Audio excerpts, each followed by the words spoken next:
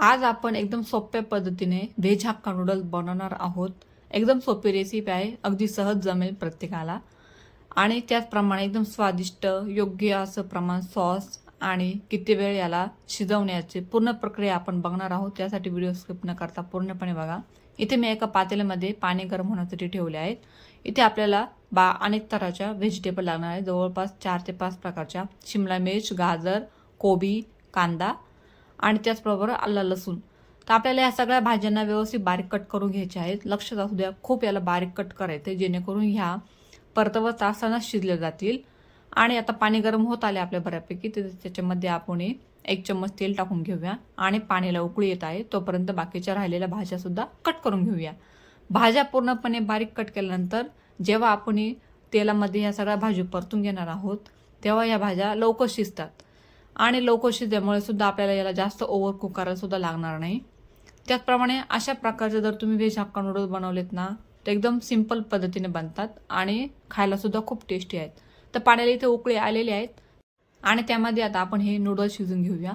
Noodles आपल्याला जास्त शिजून नाही द्यायचे, फक्त 5 मिनिटं याला शिजून द्यायचे आहेत.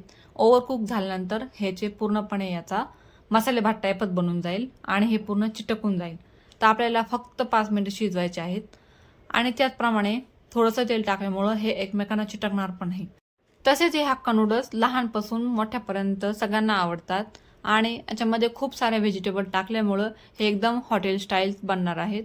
त्याचप्रमाणे योग्य असं प्रमाण सॉसचं सुद्धा मी तुम्हाला सांगणार आहेत. त्यामुळं चौपाटी मिळणाऱ्या नूडल्ससारखेच हे नूडल्स बनणार आहेत. अशा प्रकारे तुम्ही घरी बनवले तर आपल्याला बाहेरचे खायची अजिबात गरज पडत नाही. त्याचप्रमाणे एकदम झटपट होते. फक्त याच्या लागणारे साहित्य आपल्याला जमा करणे गरजेचं आहे. तर इथे आपले नूडल्स शिजले गेलेत आहेत. आता याला आपण एका भांड्यामध्ये काढून घेऊया. तर भांड्यामध्ये कशी काढायची, आपल्याला पूर्ण चाळणीमध्ये काढून घ्यायचे जेणेकरून त्याच्यामधलं सगळं पाणी निथळून जाईल. आणि त्यानंतर त्याच्यावरती आपण लगेच थंड पाणी टाकणार आहोत. थंड पाणी टाकल्यामुळं हे थंड होतात आणि एकमेकांना चिटकत नाही. सोबतच आपल्याला याच्यावरती थोडंसं तेलसुद्धा टाकायचं आहे. तेल टाकल्यामुळं पुन्हा एकदा हे थोडेसे ऑइली बनतील आणि याचा चिकटपणा वगैरे पूर्णपणे दूर राहील. आता आपण भाज्या फ्राय करण्यासाठी कढई गरम होण्यासाठी ठेवली आहे. तर त्यामध्ये तेल टाकूया. तुम्ही तुमच्या गरजेप्रमाणे, आवडीप्रमाणे तेल टाकू शकतात. त्याचप्रमाणे तेल हे थोडं जास्त टाकायचं जेणेकरून भाज्या कुक होण्यासाठी मदत होईल. सगळ्यात अगोदर आपण थोडीशी लसूण टाकून घेऊया. लसणामध्ये बरेच जण आलं पण टाकतात, पण आलं स्किप करा. आलं टाकल्यामुळं कढईला हे नूडल्स चिटकतात. आता हे व्यवस्थित लसूण परतल्यानंतर आपण याच्यामध्ये कांदा टाकून घेऊया आणि कांदा लाल बुंद होईपर्यंत आपल्याला कमी गॅसवरती परतून घ्यायचा. सगळ्या भाज्या व्यवस्थित परतले गेल्या पाहिजेत, नाहीतर आपले नूडल्स शिजले जातात आणि भाज्या कच्च्या राहतात, असं होतं. कांदा परतल्यानंतर आपण याच्यामध्ये गाजर, शिमला मिर्च आणि कोबी टाकून घेऊया आणि त्याचबरोबर लगेच याला हलवून घ्यायचं. हलवताना याला कंटिन्यू आपल्याला चालवत राहायचं चमचा, जेणेकरून हे सगळे मिक्स होतात. आणि गॅस हा मिडियम फ्लेमवरती ठेवायचा आहे. तुमच्याकडे जर लोखंडाची कढई असेल तर तुम्ही लोखंडाच्या कढईचा वापर करा. माझ्याकडे अवेलेबल नव्हती त्याच्यामुळे मी स्टीलची कढई वापरली गेलेली आहेत.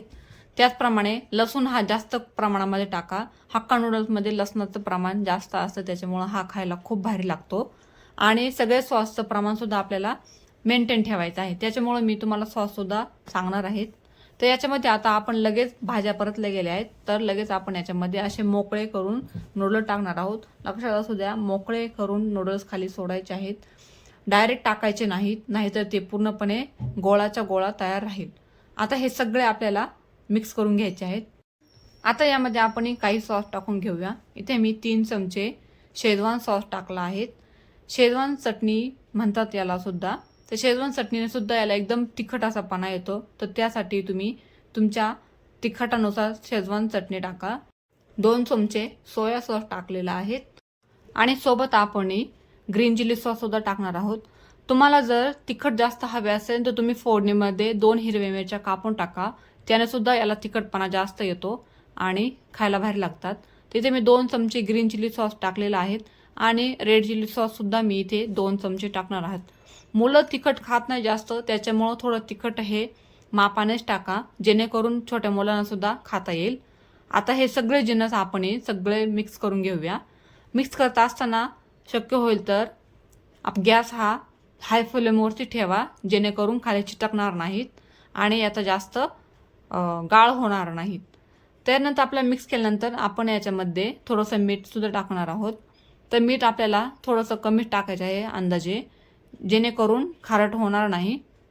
आणखीन एक महत्त्वाचे, नूडल्स हे जास्त हलवायचे नाही. आपल्या काटेचे चमचे घ्यायचा आणि त्यानं नूडल्स हलवायचे, जेणेकरून ते आपले जास्त चिटकणार नाही, तुकडे होणार नाही जास्त. त्यासाठी मी तुम्हाला काही खास टिप्स देते. नूडल्स शिजवल्यानंतर लगेच थंड पाण्याने धुवा. त्याचबरोबर 1 चमचा तेल घातल्याने नूडल्स शिजवताना 1 चमचा तेल वापरा, जेणेकरून ते एकमेकांना चिटकणार नाहीत. कांद्याची पात टाकल्यामुळे याला अजून जास्त चव येते. आणि सगळ्यात महत्त्वाचं, सॉसचं प्रमाण हे एकदम व्यवस्थित ठेवा आणि मीठसुद्धा आपलं बेतानेच टाका, जेणेकरून ते खारट वगैरे होणार नाही. तयार आहे आपले इथे हॉटेलसारखे झटपट बनणारे व्हेज हक्का नूडल्स. आणि तुम्हाला ही माझी रेसिपी आवडली असेल तर माझ्या या रेसिपीला लाईक करा, शेअर करा आणि सबस्क्राईब करा. पुन्हा भेटूया एका छानशा अशा व्हिडिओमध्ये.